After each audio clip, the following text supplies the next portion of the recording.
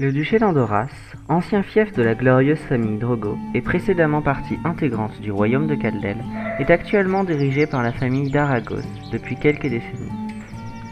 Basé sur la féodalité caldélienne et l'ayant conservé à la suite de la chute du royaume, Andoras est une monarchie absolue.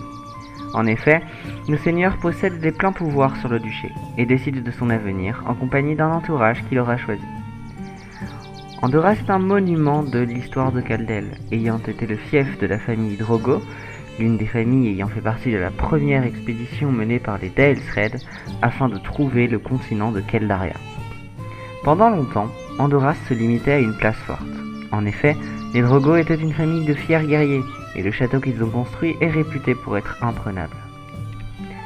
À la mort de l'illustre guerrier Narsus Drogo, qui mourra sans laisser de descendance, c'est la reine Sainte Florence d'Aelsred, sa nièce, qui hérita du domaine et de ses terres.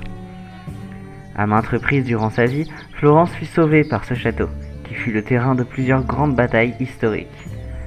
Après la mort de Narsus, c'est donc elle qui en hérita.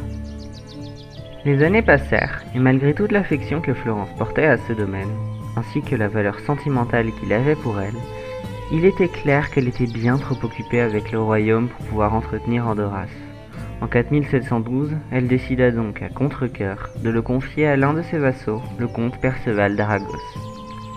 Malgré tout, de par son attachement sentimental pour le domaine, Florence garda toujours un œil sur la place forte, s'assurant qu'elle soit convenablement entretenue et que l'héritage de la famille Drogo soit bien conservé.